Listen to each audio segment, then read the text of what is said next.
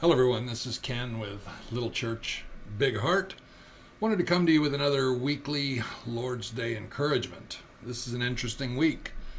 Today is Thursday as I record this, so Monday, Thursday, and then tomorrow, Good Friday. And most of us will be having services, and then we have Easter Resurrection Sunday. I hope you look forward to it as much as I.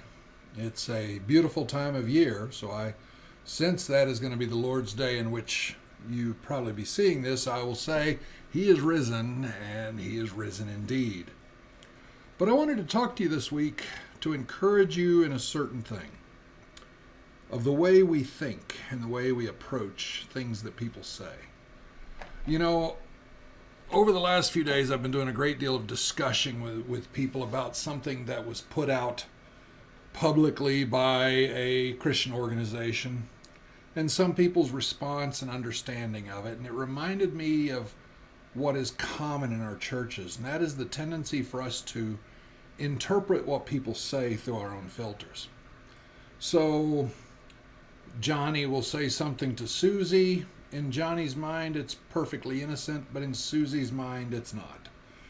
A common thing today is somebody will come out saying something about racism and the need to correct that evil in our society, and others will interpret it as the new word wokeism. You almost can't even speak about race without it being accused of being woke, and you can't speak against some of the latest buzzwords without being accused of being a fascist or hard-hearted or whatever. I don't even really want to go into those things. But we see this too often in our churches where people will take what we say and they will interpret it through their own filters to make it say something totally different.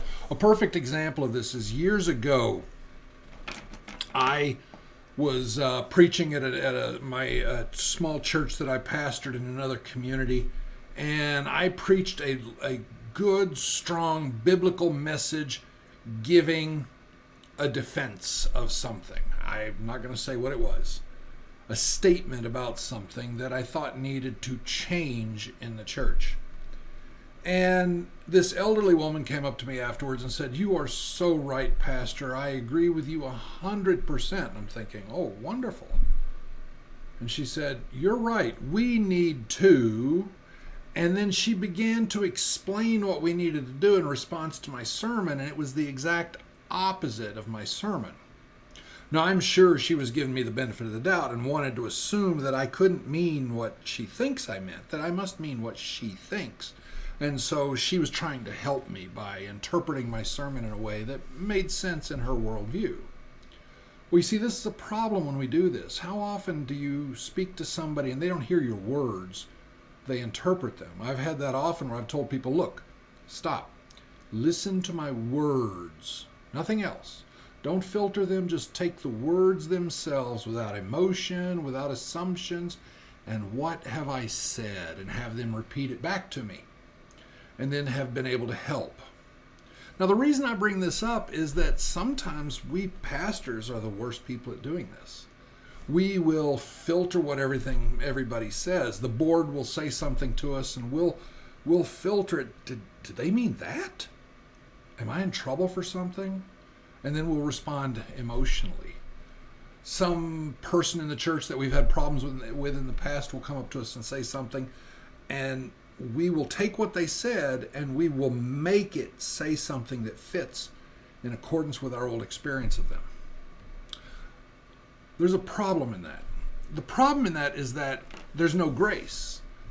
When I've had an experience with you, and so now I'm going to interpret everything you say through that experience, through that experiential lens, then I'm not extending grace to you. I'm not giving you the benefit of the doubt that maybe you meant something good and I'm interpreting it bad. So I think we pastors should be people of grace. And as so, I think we should be willing to give people the benefit of the doubt when they say things, and to assume that they meant the best by it and not the evil that we often attribute to them. Assume that they meant something constructive, or if nothing else, Just look at the words themselves without interpreting them through that past experience. And we may find that a lot of our stresses in ministry go away.